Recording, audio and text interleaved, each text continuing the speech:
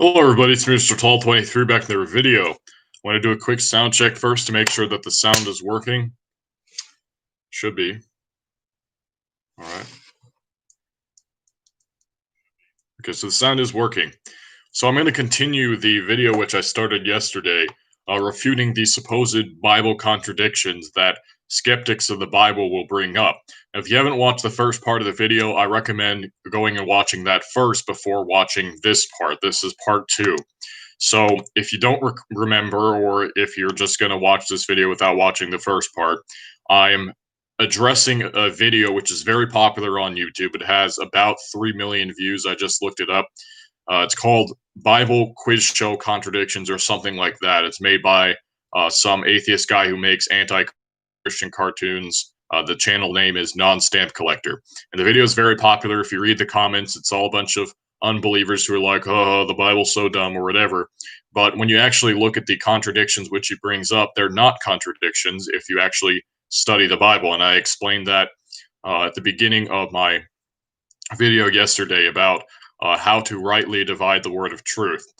And if you watched the video from yesterday, you'll know that every single one of them which he brought up so far is not a contradiction if you actually study it.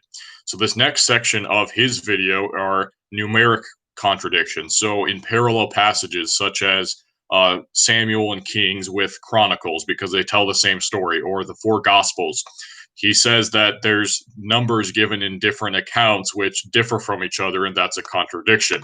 So you'll see what I mean as I go through these examples, but as before, every single one of these can be answered and refuted that they're not contradictions. So the first one is the supposed contradiction that one verse says 800,000, another verse says 1.1 million.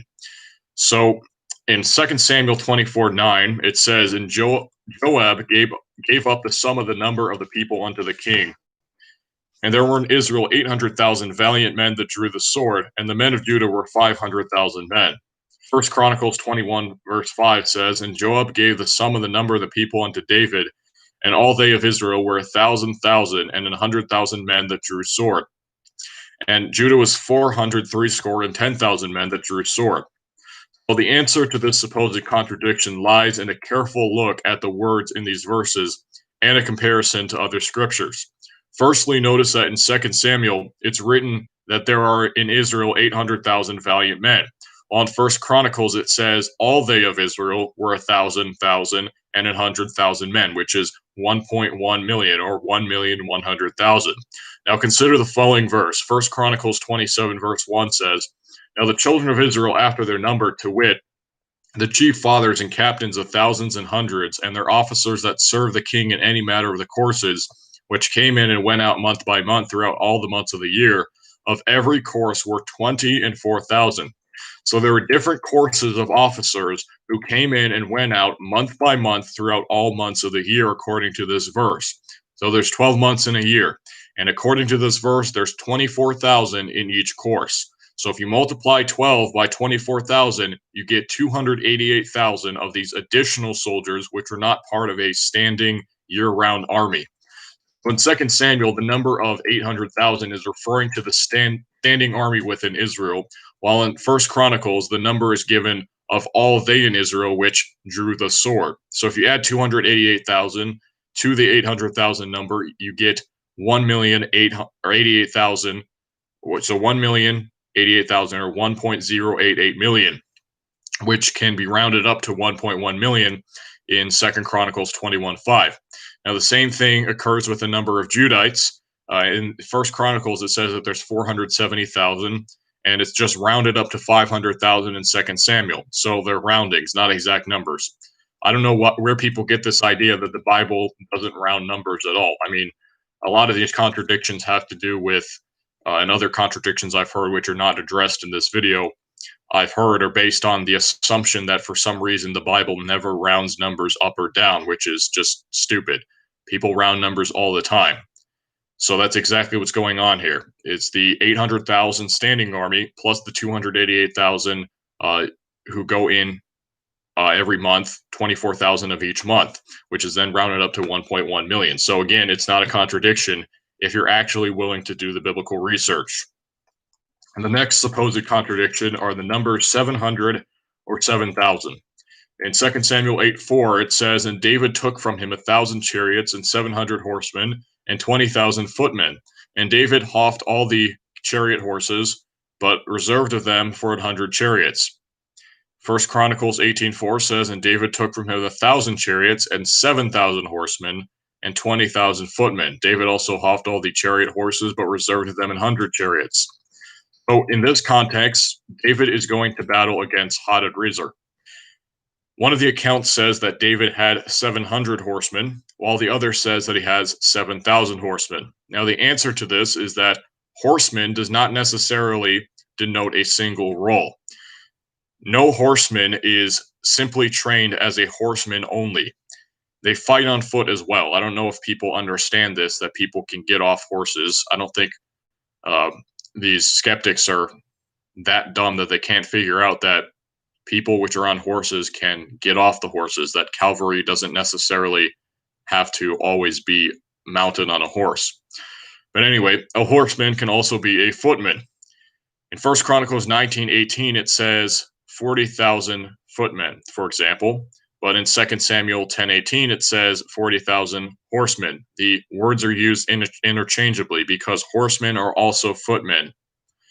It's not a contradiction in these two verses in 2 Samuel 10:18 and 1 Chronicles 19:18 either, because of the fact that they're the same thing, in the sense that every horseman is also a footman. So it's absurd to say that somebody who is trained to ride a horse can never get off their horse and fight on foot. How they fight, how the battle ends up, depends on the geography of the battle and other conditions. Now, if you look at 2 Samuel 8:4 and 1 Chronicles 18:4, the total number of footmen given is 20,000 in both passages. The 700 and 7,000 number are both included in that 20,000 because every horseman is also a footman. It's just told from two different perspectives. It's entirely possible that 7,000 were deployed on horseback, but later in the battle, only 700 actually fought on horseback because of the location of the battle and because David decided that 6,300 of them would have been better fighting on foot. So it's not a condition or a contradiction when you consider that simple fact. The next supposed contradiction is also numerical. It's the number 600 or the number 50. In 1 Chronicles 21:25, it says, "So David gave to Ornan for the place 600 shekels of gold by weight." And 2 Samuel 24, verse 24, it says, "And the king said to Araunah, Nay, but I will surely buy it of thee at a price, neither will I offer burnt offerings unto the Lord my God of that which doth cost me nothing." So David bought the threshing floor and the oxen for 50 shekels of silver. So the question is, did David pay 600 shekels of gold or 50 shekels of silver for the threshing floor? The answer is 50 shekels of silver, as recorded in 2 Samuel 24:1. Or not 24:1, 24:24. 1 Chronicles 21, verse 25, does not even concern the price of the threshing floor specifically, but the whole place, as it's written. David bought the property, the whole area where the threshing floor was, the land upon which it was, for 600 shekels, while the threshing floor itself with the oxen was 50 shekels. So it's not a contradiction either. Now, the number 800 or 300. Now, this one's kind of silly. How many were slain by the mighty men of David according to the Bible? In 2 Samuel 23:8, it says, "These be the names of the mighty men whom David had. The Tachmonite that sat in the seat, chief among the captains, the same was Adino the Eznite. He lifted up his spear against 800, whom he slew at one time." You got that? It says in 1 Chronicles 11:11, "And this is the number of the mighty men whom David had. Jashobeam and Hachmonite, the chief of the captains, he lifted up his spear against 300 slain by him at one time." Now, these verses are talking about two entirely different people. One is talking about Adino the Eznite, who slew 800, and the other is Jashobeam the Hachmonite, who slew 300. The Bible records that there were 30 chiefs, and 3 of them were considered the 3 mighties. In 2 Samuel 23, it names the 3 mighties as Adino the Eznite, Dodo the Ahohite, and Shammah the son of Agi the Ararite. These are the 3 who went down with David to the cave of Adullam, according to 2 Samuel 23:13 and 1 Chronicles 11:15. But 1 Chronicles does not name the 3 men but only names Dodo the Ahoite. Now, Jashobeam was one of the 30 chiefs, but he was not the same person. He was not of the three mighties. He was not the same person as Adino the Esnite. These aren't contradictions because if you actually just read the verse and see that they're not talking about the same people, you know that there's two different people who slew a different number of people. So it's not a contradiction again. Now, this one, the next few actually concern the Gospels, so we're past Chronicles and Kings and all that. This question is, did both thieves revile Jesus? Now, this one is kind of silly as well. In Luke 23, verse 39 to 42, it says, "And one of the malefactors which were hanged railed on him, saying, If thou be Christ, save thyself and us. But the other answering rebuked him, saying, Dost thou not fear God, seeing thou art in the same condemnation? And we indeed justly, for we receive the due reward for our deeds. But this man hath done nothing amiss. And he said unto Jesus, Lord, remember me when thou comest into thy kingdom." In Mark 15:32, it says, "Let Christ, the King of Israel, descend now from the cross, that we may see and believe. And they that were crucified with him reviled him." Matthew 27, verse 44 says, "The thieves also which were crucified with him cast the same in his teeth." Now the answer is yes, both thieves reviled Jesus. Apparently, skeptics don't know what time is. The crucifixion of Jesus Christ took place over several hours. In both Matthew 27 and Mark 15, the reviling of Jesus took place near the beginning of his crucifixion, which was at the third hour, according to Mark 15:25. However, according to Luke 24 or 23, verse 44, right after Jesus speaks to this man, it says it was about the sixth hour. So yes, both thieves did revile him at first, but one of them repented and believed on Christ. So the answer to the question is yes, just one of them believed on him later, a few hours later into the crucifixion. The next question is, how many blind people did Jesus heal near Jericho? In Mark 10:46, it says, "And they came to Jericho, and as he went out of Jericho with his disciples and a great number of people, blind Bartimaeus, the son of Timaeus, sat by the highway side begging." Matthew 20, verse 30, "And behold, two blind men sitting by the wayside, when they heard that Jesus passed by, cried out, saying, Have mercy on us, O Lord, thou son of David." And Luke 18:35 says, "And it came to pass that as he was come nigh unto Jericho, a certain blind man sat by the wayside begging." Now, first of all, it should be noted that Mark and Matthew are telling an entirely different story than that which is recorded in the book of Luke. Notice that in Mark it says, "As he went out of Jericho," and in Matthew 20, verse 29, it says, "They departed Jericho," and then the verse we read is right after that. So this is when they leave Jericho, not when they're coming to it. But the book of Luke says that he was come nigh to Jericho. So this certain blind man mentioned in the book of Luke, when it says certain blind man, that means exclusively one person. He was healed when Jesus first entered into Jericho, not as he was departing. This is an entirely different story.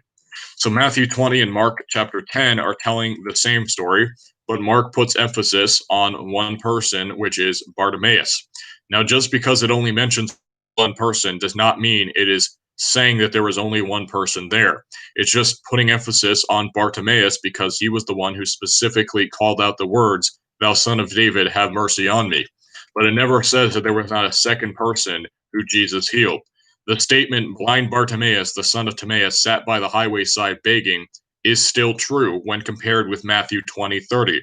Yes, he was there. Just because it doesn't mention the other one doesn't mean that the story is false. So the answer to the question, how many people did Jesus heal near Jericho of blindness, is 3. He healed 1 as he was going in and 2 as he was going out.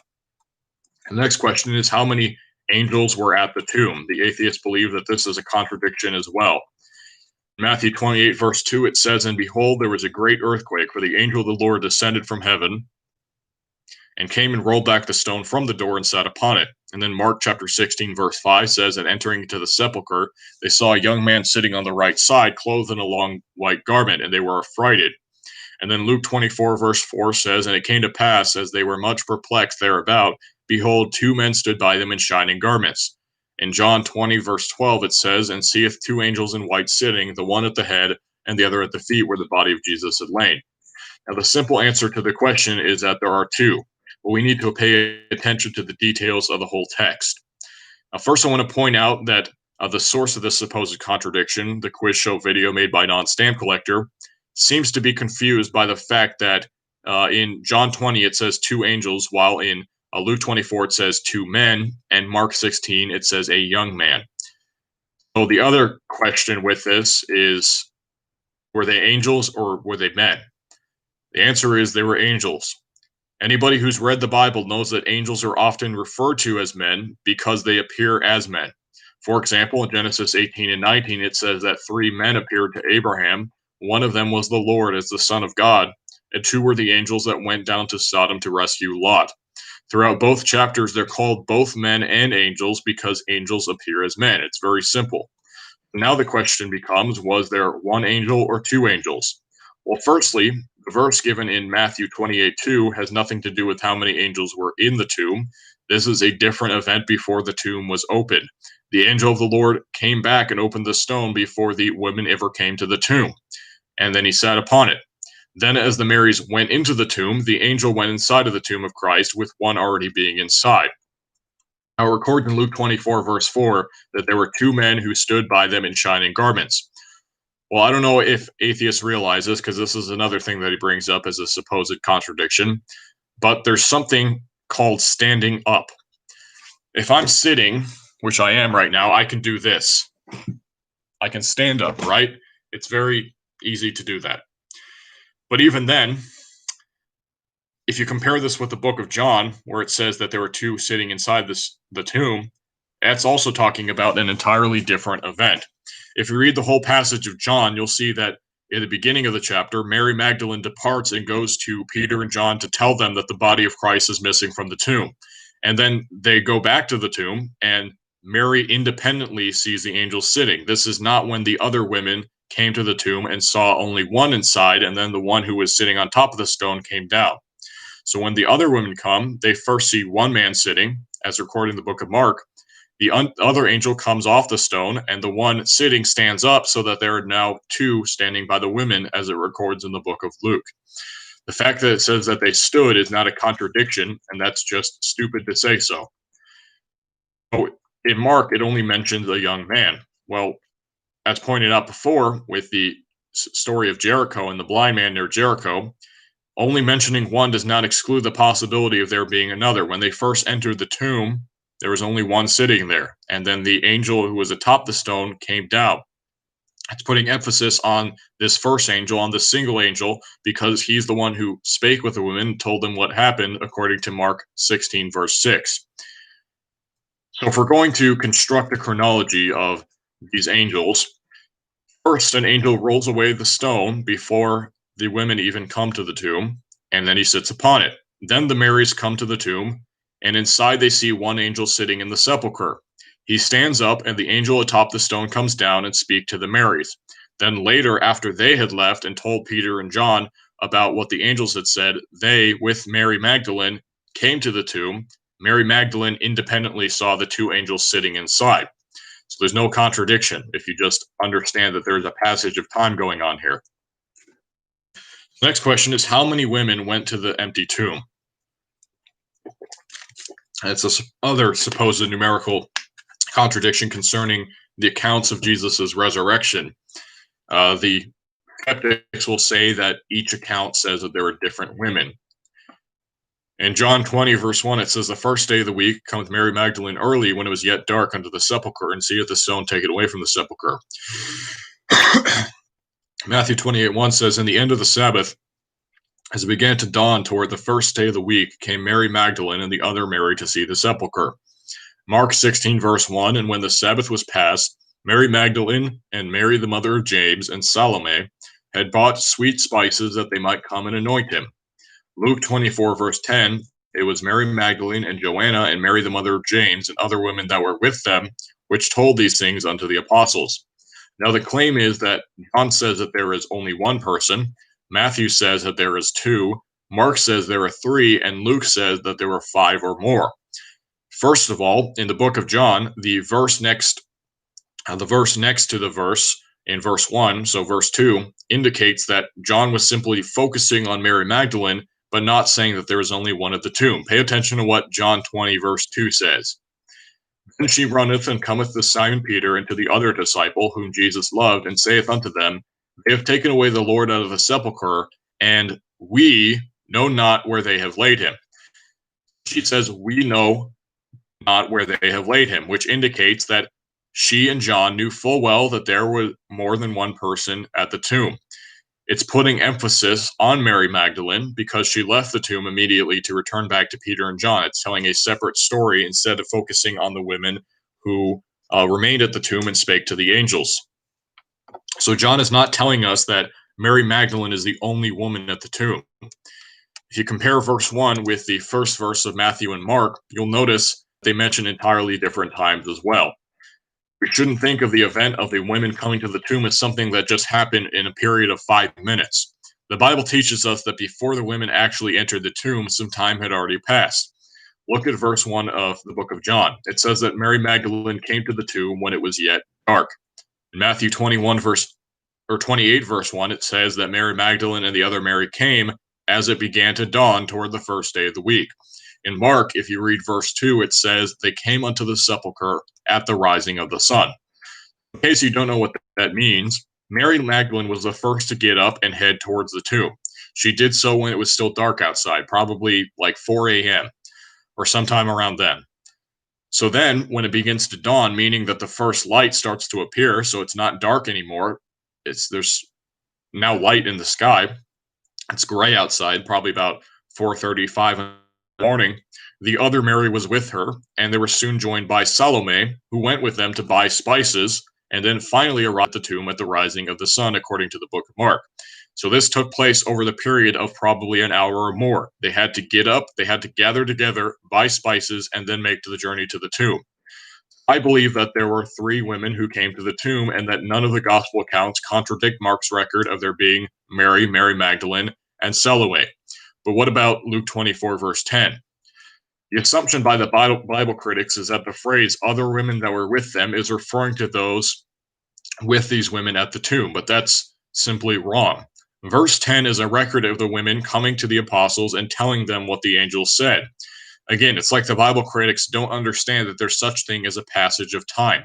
The other women were with the Marys when they came unto the apostles, meaning they had joined the women after leaving the tomb, because they had probably informed these women first on the way to meet with the disciples. So the reason why Luke mentions 5 or more people is because the 3 who were at the tomb left, and as they were going, other women joined them when they went to the house of the disciples. So it's 5 women who told the apostles about what the angel said. It's not 5 women who were at the tomb. It doesn't say that.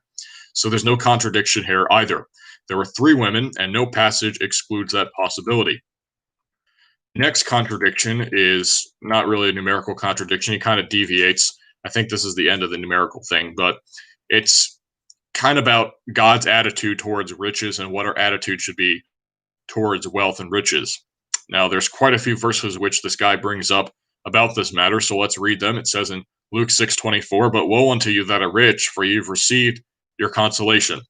Psalm 112, verse 1-3 says, "Praise ye the Lord. Blessed is a man that feareth the Lord, that delighteth greatly in his commandments. His seed shall be mighty upon earth. The generation of the upright shall be blessed. Wealth and riches shall be in his house, and his righteousness endureth forever."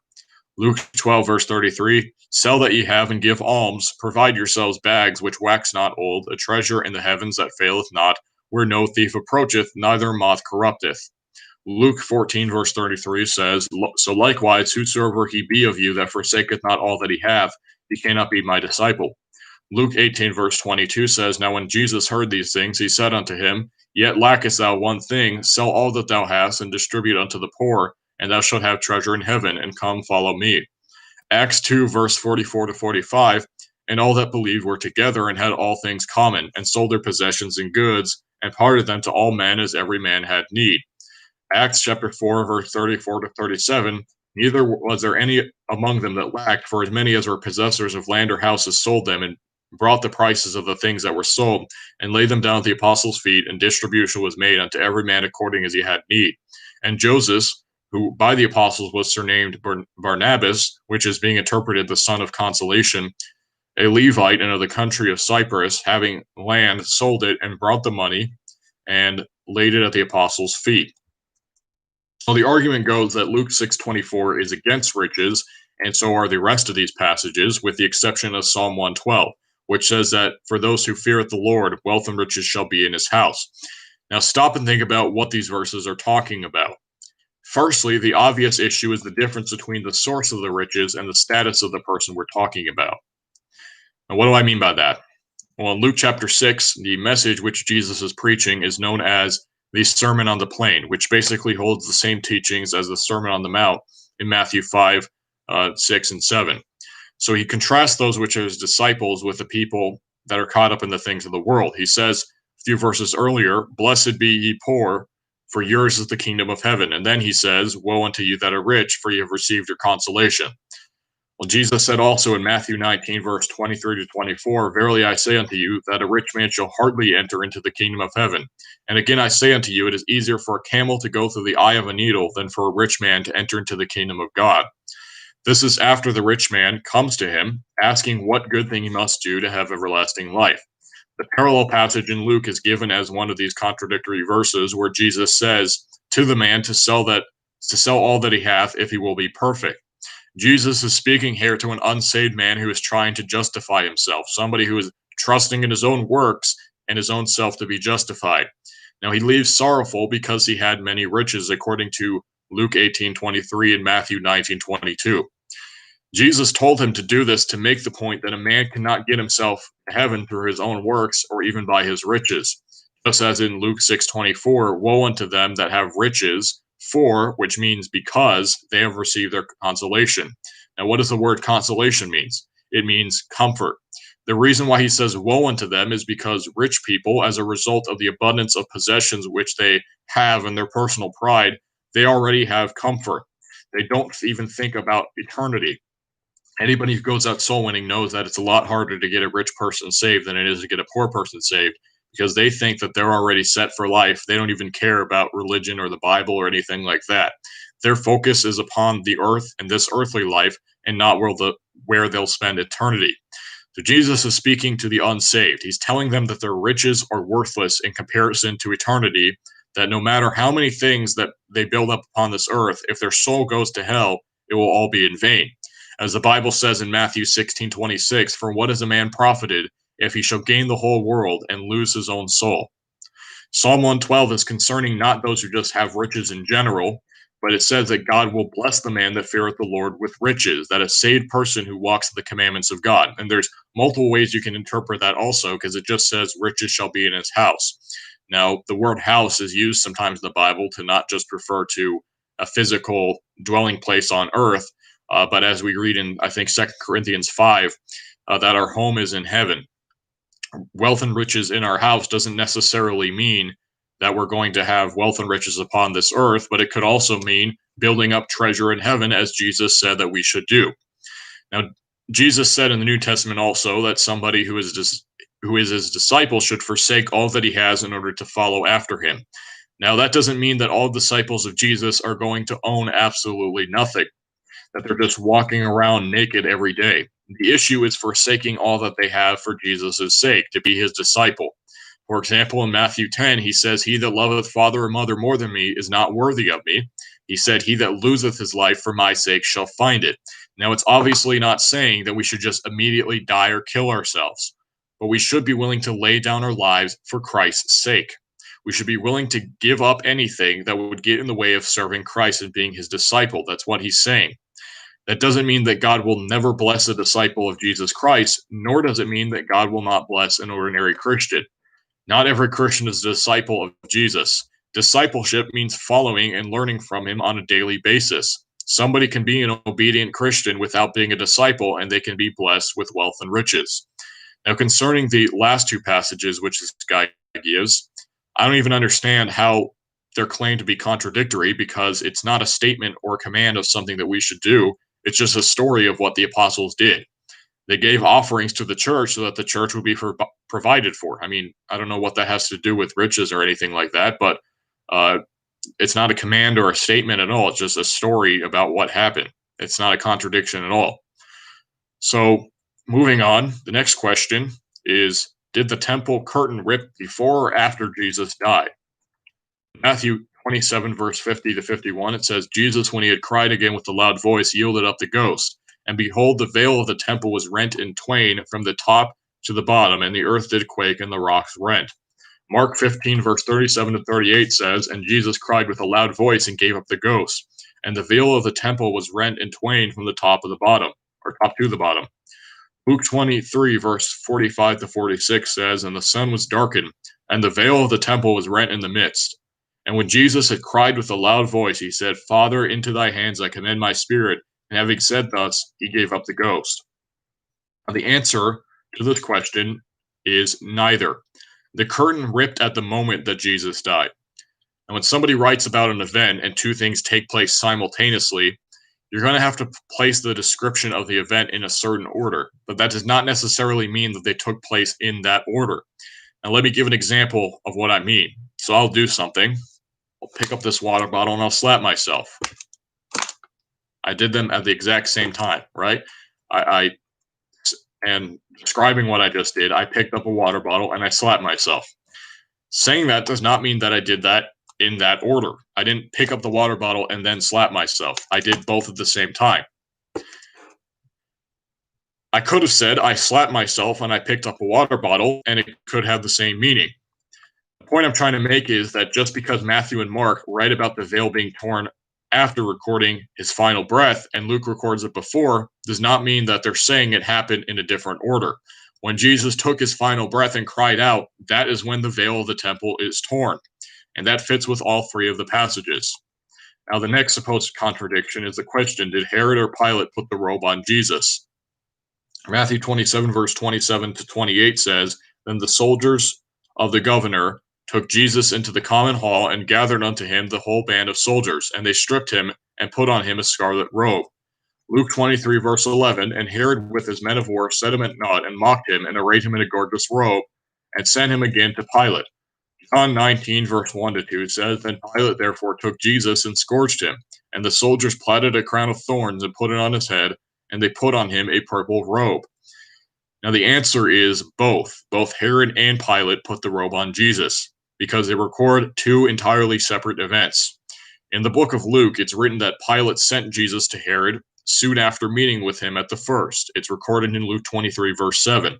This was before Pilate had inquired the Jews about whether or not Barabbas or Jesus should be released, which is recorded in Luke 23, verse 18 to verse 21. The other passages are after the questioning of Barabbas. In John, it records that the people said, Not this man, but Barabbas, at the end of chapter 18. Now we're in chapter 19, and it begins by saying that Pilate scourged Jesus, meaning he whipped him. Now, just think about this for a second. If they whipped Jesus, they would have to take the robe off first.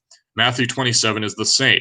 It's after the people chose Barabbas that Pilate's soldiers put the robe on Jesus. So what happened here is that the soldiers of Herod mocked Jesus at the first with only the robe. And without taking the robe off, they sent him to Pilate. Pilate then takes the robe off after Barabbas is called out by the Jews to be the one who's going to be released. He takes the robe off when he is scourged, and his soldiers put it back on him, this time also plaiting a crown of thorns and putting a reed in his hand. It records two different events. Now, the next supposed contradiction is concerning the question, did Jesus curse the fig tree before or after driving the money changers out? In Matthew 21, verse 12, it says, And Jesus went into the temple of God and cast out all them that sold and bought in the temple, and overthrew the tables of the money changers and the seats of them that sold doves. Matthew 21, verse 17 to 19 says, And he left them and went out of the city into Bethany, and he lodged there. Now in the morning, as he returned to the city, he hungered. And when he saw a fig tree in the way, he came to it and found nothing thereon, but leaves only, and said unto it, Let no fruit grow on thee henceforward forever. And presently the fig tree withered away. Mark chapter 11, verse 12 to 17. And on the morrow, when they were come from Bethany, he was hungry, and seeing a fig tree afar off having leaves, he came, if haply he might find anything thereon. And when he came to it, he found nothing but leaves, for the time of figs was not yet. And Jesus answered and said unto it, No man eat fruit of thee hereafter forever. And his disciples heard it. And they come to Jerusalem, and Jesus went into the temple and began to cast out them that sold and bought in the temple, and overthrew the tables of the money changers, and the seats of them that sold doves, and would not suffer that any man should carry any vessel through the temple. And he taught, saying unto them, Is it not written, My house shall be called of all nations a house of prayer, but ye have made it a den of thieves. Now, the answer to the question is simply that he did so before driving the money changers out of the temple, as recorded in the book of Mark. If you look at Mark's account, it gives the exact chronology of what takes place. It says, on the morrow, when they were come from Bethany. So as Jesus was coming from Bethany unto Jerusalem, he cursed the fig tree. Then on that same day, when he was come to Jerusalem, he drove out the money changers and the merchants. In Matthew's account, it's not presenting a chronology, but hearkening back to the previous morning when he cursed the fig tree. As we see immediately afterwards in Mark, after he drove the money changers out, they went out of the city again, and it is written in verse 20 to verse 21. And in the morning, as they passed by, they saw the fig tree dried up from the roots. And Peter, calling to remembrance, saith unto him, Master, behold, the fig tree which thou cursest is withered away. Notice how it says that Peter called it to remembrance. So they passed by the fig tree again. After the cleansing of the temple, they saw the fig tree. They beheld that it was withered away. Matthew mentions the entirety of the fig tree story at once. Instead of separating the different events of that story, it explains the story of the fig tree as separate to the story of the cleansing of the temple all at once. So in Matthew 21, verse 20 to 22, it records the same story as in Mark 11:20, that the disciples saw the fig tree and noticed that it had already been withered away, which is followed immediately by Jesus' explanation of what they can do with faith in God. So again, it's not a contradiction. The book of Matthew simply refers back to the fig tree story as a separate story instead of listing every event in chronological order as in the book of Mark. The next supposed contradiction is an answer to the question, should homosexuals be killed or exiled? In Leviticus chapter 20, verse 13, it says, if a man also lie with mankind as he lieth with a woman, both of them have committed an abomination, they shall surely be put to death, their blood shall be upon them. 1 Kings 15, verse 11 to 12 says, and Asa did that which was right in the eyes of the Lord, as did David his father. And he took away the Sodomites out of the land, and removed all the idols that his fathers had made. Now the answer is they should be put to death. 1 Kings chapter 15 does not contradict Leviticus 20:13, firstly because it's not a commandment, it's a story. There have been several examples already in this video and in the previous video of skeptards failing to understand that just because the Bible records somebody as doing or saying something, that doesn't mean it's commanded or done by God. Secondly, removing the Sodomites out of the land does not necessarily mean exile. If he killed them, it would still be removing them out of the land. The Bible uses euphemisms like that to refer to putting one to death. Another one commonly used in the scriptures is cut off from the congregation, as we see multiple times in the first 5 books of Moses. And in many cases, it refers to being killed, so that they're no longer a part of the congregation of Israel. It doesn't mean kicking them out, it means killing them so that they're no longer part of the congregation. So the verse where it says that Asa took them out of the land, that's itself, you can interpret that multiple ways, but even then, it's just a story. It doesn't say that that's a command of God or that's what a government should do. The next question is, when was Jesus born? Now, this one is based on a supposed historical argument. In Matthew chapter 2, verse 1, it says, now when Jesus was born in Bethlehem of Judea in the days of Herod the king, behold, there came wise men from the east to Jerusalem. And Luke chapter 2, verse 1 to 2 says, and it came to pass in those days that there went out a decree from Caesar Augustus that all the world should be taxed. And this taxing was first made when Courious was governor of Syria. So the claim is that these two verses contradict because Matthew says that Jesus was born in the days of Herod the king, while Luke records that he was born when Courious was the governor of Syria and that a census or a taxing took place at this time. Now, the only outside source for the dating of the census of Courious is in 6 AD. And of course, the Bible denier does this thing where they assume that all the ancient sources except the Bible are right. And that's pretty common when it comes to interpreting the Bible and biblical history. So if there's two sources, one is the Bible and another is something that's outside of the Bible, if two of them contradict for some reason, and I know exactly what the reason is, every time without fail, the skeptard goes with the source that isn't the Bible because they just immediately assume that the Bible is the one that must be wrong while the other one is absolutely correct. So there's no reason to do so. The only source for dating the census of Courious in 6 AD is Josephus in the Antiquities of the Jews. Now, there's a possibility that Josephus was entirely wrong, first of all. But even saying that he was accurate with his dates, that doesn't rule out the possibility of another census. Because if you look closely at Luke chapter 2, verse 2, it says, and this taxing was first made when Quirinius was governor of Syria, which implies that there was more than one taxing, that there could have been a second one at a later time when Quirinius was governor. And it turns out, actually, that Quirinius was a governor of Syria 2 different times. The word governor in the Bible simply means leader. It does not necessarily refer to a specific position. For example, Pontius Pilate is also called a governor in the Bible, but he was a provincial governor over Judea. He had the title of prefect. Quirinius, who was also appointed governor of Syria, according to the Bible, he was the legate. There are different positions in the Roman Empire, but from the perspective of God and the perspective of the Bible, they were both governors, because that word simply just means leader.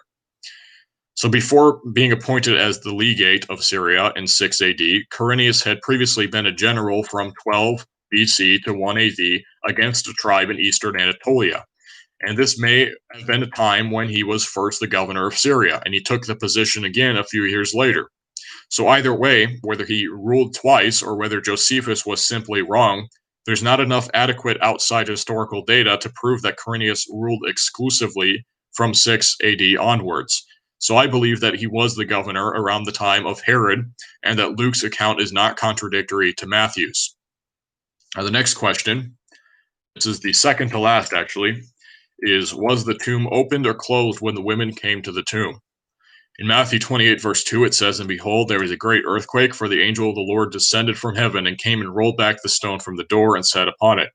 Luke 24, verse 2 says, And they found the stone rolled away from the sepulchre. Now, I don't know why they say that this is a contradiction, because it never says in Matthew 28, verse 2, that this event took place when the women arrived at the tomb.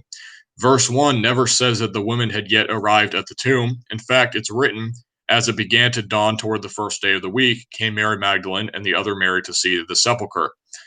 Now, it has the detail, as it began to dawn, that is, just as the light began to shine in the sky. But as recorded in the book of Mark, chapter 16, verse 2, they did not actually arrive at the tomb until the rising of the sun. The angel rolled back the stone during the early parts of the morning before the women had arrived, and when they did arrive, they found the stone rolled away. So again, it's not a contradiction. And the last and final one is also kind of silly as well, just like all of them. Matthew 27, verse 5, And he cast down the pieces of silver in the temple and departed and went and hanged himself. Acts chapter 1, verse 18, Now this man purchased a field with the reward of iniquity, and falling headlong, he burst asunder in the midst, and all his bowels gushed out. So the question, how did Judas die? Well, he died by hanging himself. That's what Matthew 27, verse 5 says. Acts 1:18 never claims to be the record of his death, but simply what happened to his body. If he fell headlong, that means he was hanging from a tree. The rope broke, and he fell into the field and burst asunder in the midst. That only happened because he was already dead. Okay, if you fall, you're not going to just explode open, right? If you're alive, okay? When it says that he fell, it means that after a period of time of hanging on the tree, the rope broke for whatever reason. Maybe the branch fell off or whatever, and he fell into that field, and his torso split open and his bowels gushed out. Now, the reason for that is because his body had begun to decay, because he was already dead. So the bacteria within him had already broken down the tissue on his torso, so that when he eventually fell, the impact caused his torso to split open because the skin was weaker. It's not recording his death in Acts 1. It doesn't say anything about his death. It just simply says what eventually happened to his body. So that's the last contradiction given in that video by Non-Stamp Collector. And honestly, if somebody was an unbeliever, these would probably be the best supposed contradictions one could come up with.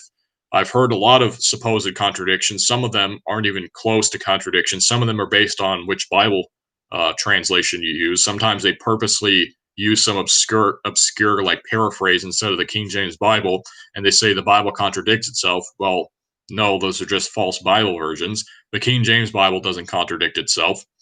And all the contradictions which are given by skeptics are all silly. The Bible does not have contradictions. And I stand by that claim, and I will continue to stand by that claim, because every time somebody brings one up, if you actually study the verse, study the context, and compare spiritual with spiritual, it's easy to understand what it's saying. So as pointed out at the beginning of the video, if you take easy biblical principles to study, it helps you understand what it's actually saying. You compare scripture with scripture, you look at the context, consider the actual meaning of the words, and it's not difficult for the believer to understand. But of course, the skeptards will always bring out junk like this because the natural man receiveth not the things of the Spirit of God. They do not have the Spirit of God within them. They cannot understand the Bible. Most of these were not even difficult at all to answer. It didn't require much study at all, just a simple look at the verses and like, huh? How are these contradictory? But yet, you see on the comments and on the like-dislike ratio on that video by Non-Stamp Collector, and there's a lot of people who are gullible enough to believe what this guy says. A large number of these aren't even apparent contradictions. It's just the unbeliever is spiritually blind. They cannot understand the simple truth of God's word, so they start grasping at straws in a vain attempt to disprove the Bible because they don't want to admit that there is a God and that they are accountable unto him. Every time they bring up a supposed contradiction, none of them actually are. The Bible is inerrant and the Bible is perfect. So that's it for this video. This old helmet. Hello, which God are you talking about today? I'm talking about the Lord, Jehovah, Jesus Christ, the Father, the Son, and the Holy Ghost. I don't know if you're a subscriber, but the same God which I talk about in every video. Thank you, everybody, for watching, and goodbye. God bless you.